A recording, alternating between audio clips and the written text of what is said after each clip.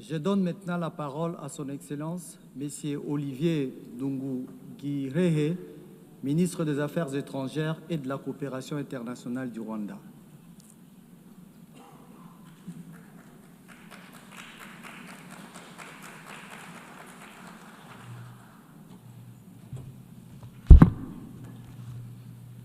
Your Excellency, Excellence, Annalena Baerbock, présidente de la 80e Assemblée générale. Excellence, Antonio Guterres, secrétaire général des Nations unies. Excellence, chef de délégation. Mesdames, Messieurs, bonsoir. Qu'il me soit permis, avant toute chose, de féliciter son Excellence Annalena Baerbock à l'occasion de son élection à la présidence de la 80e session de l'Assemblée générale des Nations unies. Je saisis cette occasion pour remercier son Excellence Philémon Yang, président sortant, du travail abattu et de son service dévoué au multilatéralisme. Le Rwanda remercie le secrétaire général Antonio Guterres de son rapport circonstancié sur les travaux des Nations unies en vue d'en améliorer l'efficacité. À cet égard, le Rwanda a manifesté officiellement son intérêt à accueillir des agences des Nations unies dans le cadre de notre engagement commun envers un système des Nations unies efficace sur le plan des coûts et décentralisé. Nous réitérons notre soutien aux travaux des Nations unies et du secrétaire général, en particulier à l'appui de la paix et de la sécurité, et notre engagement à progresser vers les objectifs de développement durable. Excellence, cette année, les Nations unies ont 80 ans. C'est un périple qui n'a pas été sans méandre. Réalité en mutation rapide, y compris choc économique et les aspirations légitimes des régions à qui l'on a longtemps refusé une voie, nous poussent à nous adapter rapidement pour que les Nations unies soient à la hauteur de la tâche. C'est pourquoi le Rwanda soutient fermement les réformes, y compris et en particulier la réforme du Conseil de sécurité. La composition de cet organe ne reflète pas les réalités actuelles. L'Afrique est un continent fort d'1,2 milliard de personnes où la plupart des conflits figurant à l'ordre du jour du Conseil de sécurité se déroulent. Par conséquent, l'Afrique ne peut être exclue des membres permanents. Excellence, le pilier du développement aux Nations unies demeure essentiel pour faire progresser la paix, la prospérité et la dignité pour toutes et tous. Nous félicitons le système de développement des Nations unies et ses partenaires de leurs efforts infatigables à l'appui des pays afin de les aider à relever les défis urgents en matière de développement, à combattre la pauvreté, à devenir résilient face au changement climatique et à concrétiser les ambitions du programme à l'horizon 2030. Le programme à l'horizon 2030 pour le développement durable incarne notre aspiration collective à bâtir un monde juste, inclusif et prospère où personne ne serait laissé pour compte. Le Rwanda reste pleinement engagé à le mettre pleinement en œuvre, conscient de ce que la connectivité, l'innovation et le développement inclusif sont des moteurs indispensables de progrès. En dépit des barrières qui jonchent le monde, telles que la menace existentielle des changements climatiques ou les inégalités technologiques qui se creusent, le Rwanda a adopté des mesures ambitieuses afin de mettre ses priorités nationales en phase avec les ODD. Ces efforts démontrent que le développement, la connectivité et la gouvernance environnementale peuvent avancer de pair. Néanmoins, la persistance de l'inégalité d'accès au financement, aux technologies et au marché menace de creuser l'écart entre ceux qui disposent de moyens et ceux qui en sont privés. Dans ce contexte, la solidarité entre les nations, par le biais de la coopération aux fins du développement, a contribué à résorber les écarts de développement. Néanmoins, nous pensons qu'il est temps de passer de l'aide au commerce, permettant ainsi aux pays en développement de devenir autonomes dans le cadre d'un partenariat gagnant-gagnant. Excellence, Monsieur ou Madame la Présidente, pardon, le Rwanda déplore la politisation de la coopération pour le développement utilisée par certains partenaires de développement pour des raisons politiques partisanes et pour leurs intérêts propres. Permettez-moi de rappeler que chaque nation est souveraine et ne peut être contrainte de choisir entre sécurité et développement.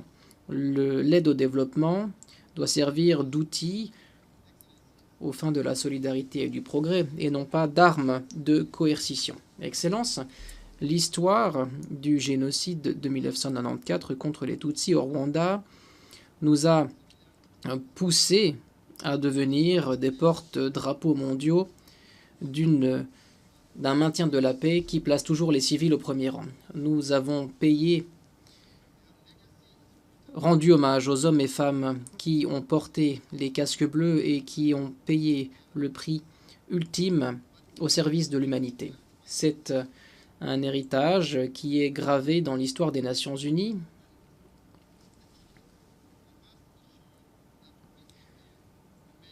Mais le maintien de la paix ne peut être évalué qu'à la lumière de ses résultats.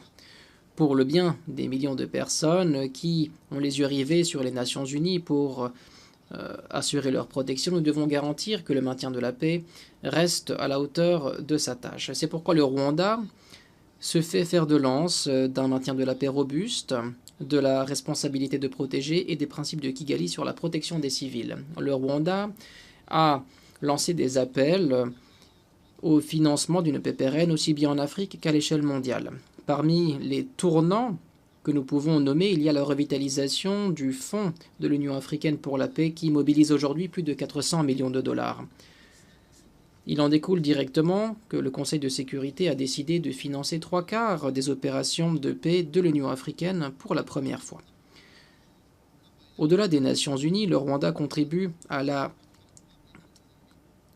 aux opérations de maintien de la paix de manière bilatérale en République centrafricaine et au Mozambique. De grands progrès ont été enregistrés dans ces deux pays, s'agissant de la restauration de l'autorité de l'État, du renforcement des capacités des forces de sécurité locales et de la lutte contre le terrorisme. Excellence, je rappellerai que les Nations Unies ont été créées pour prémunir les générations futures du fléau de la guerre. Néanmoins, 80 ans plus tard, les conflits continuent d'éclater sur chaque continent. Le Rwanda insiste sur le fait qu'une paix pérenne ne peut être établie par les voies militaires. Nous avons toujours préconisé qu'un dialogue honnête et de bonne foi est la voie à suivre pour parvenir à une paix mondiale. Néanmoins, le maintien de la paix à lui seul ne suffit pas. Trop souvent, nous déplorons une recrudescence des conflits parce que les causes profondes de ceux-ci n'ont pas été éliminées comme il se doit. La prévention, la médiation et une consolidation de la paix efficace doivent être nos premiers recours. C'est une leçon qui est d'autant plus évidente pour la région des Grands Lacs en Afrique. Le conflit actuel dans l'est de la RDC n'est pas nouveau. Il est ancré dans des décennies de mauvaise gouvernance, de marginalisation et de persécution de communautés minoritaires et d'une idéologie génocidaire, sans oublier un héritage colonial persistant. Le Rwanda estime que la paix dans l'est de la RDC relève du meilleur intérêt de tout le monde. Notre objectif a toujours été et demeurera la sécurité et le bien-être des Rwandais et des peuples de notre région. En juin de cette année, le Rwanda et la RDC ont signé un accord de paix à Washington. Cet accord offre un cadre global couvrant les aspects sécuritaires, politiques et économiques. C'est une réalisation rendue possible sous la houlette robuste de son Excellence le président Donald Trump des États-Unis et de son Altesse le Cheikh Tamim bin Hamad Al Thani, émir de l'État du Qatar, dont la vision de paix et de prospérité dans notre région sont partagées par le Rwanda. Nous sommes conscients également du rôle vital joué par les initiatives pilotées par l'Afrique et notamment l'effort conjoint CAE-SADC soutenu par la médiation de l'Union africaine. Néanmoins, depuis la signature de cet accord de paix, le progrès a été lent. Bien que des réunions se tiennent à Washington pour mettre en œuvre l'accord de paix du mois de juin, la situation sur le terrain demeure préoccupante. La militarisation renouvelée par la RDC, conjuguée à sa collaboration continue avec des groupes armés génocidaires et faisant l'objet de sanctions telles que les forces démocratiques de la libération du Rwanda, soutenues par la RDC, ou encore les milices VDP et Wazalendo, sans oublier le déploiement de drones d'attaque et d'avions de combat contre les populations civiles, et en particulier les Banyamulenge et autres Tutsis congolais, soulignent la gravité de cette crise. Cela va à l'encontre de l'esprit et de la lettre de l'accord de Washington. Qui plus est, la coalition est soutenue par des forces étrangères, y compris des mercenaires, ce qui viole clairement la Convention de 1977 et la Convention de 1989 contre le recours aux mercenaires. Le Rwanda condamne ces rebondissements et appelle la RDC à rejeter la solution militaire ainsi qu'à mettre en œuvre de bonne foi l'accord de paix de Washington, qui est une occasion en or de mettre fin à ce conflit qui dure depuis bien trop longtemps. Excellence, depuis 1999, les Nations Unies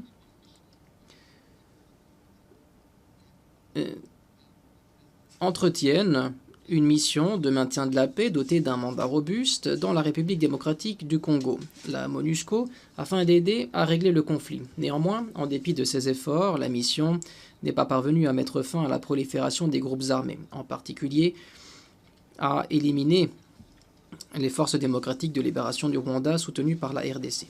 Au lieu de cela, la MONUSCO a fini par travailler aux côtés d'une coalition qui inclut les FDLR, ce qui va à contre-courant de plus de 20 résolutions du Conseil de sécurité appelant à neutraliser ce groupe. Il est urgent d'examiner la conformité par le prisme juridique du mandat de la MONUSCO. Nous nous inquiétons particulièrement de l'émergence des milices FDP Wazalendo, armées et soutenues par le gouvernement de la RDC, qui perpètrent des atteintes nombreuses. Leur brutalité, leur méthode et leur idéologie ressemblent de manière troublante aux milices génocidaires de 1994 au Rwanda. Une action robuste est nécessaire pour mettre fin à cette situation dangereuse avant qu'il ne soit trop tard.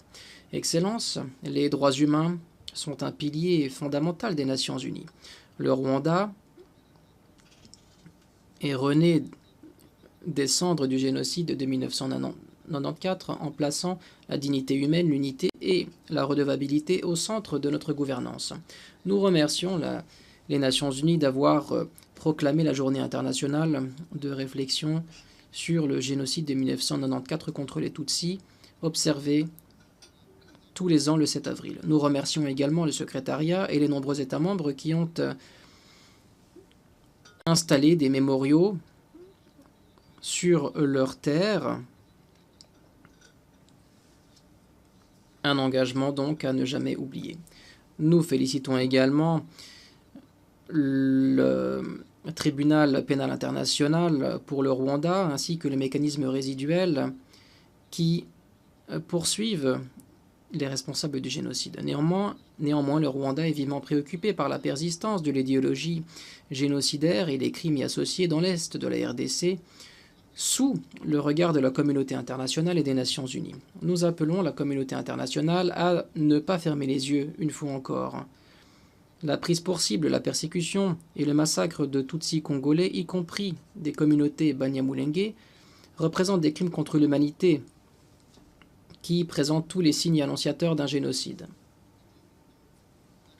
Le génocide, en effet, suit un schéma et des étapes claires. Il ne s'agit pas d'un terme générique, il est défini par le droit international. Le génocide vise un groupe spécifique, en raison de qui il est, avec l'intention de l'exterminer, tout le cynisme du monde ne pourra pas réécrire la vérité ou présenter les auteurs en victimes ou les victimes en auteurs. Il s'agit là de comportements négationnistes qui souvent sont utilisés par les auteurs de ces crimes. Aucune revendication du gouvernement qui arme une milice génocidaire ne pourra changer les faits de l'histoire. Fournir des armes et financer un groupe qui s'est avéré génocidaire n'est rien d'autre que de la complicité.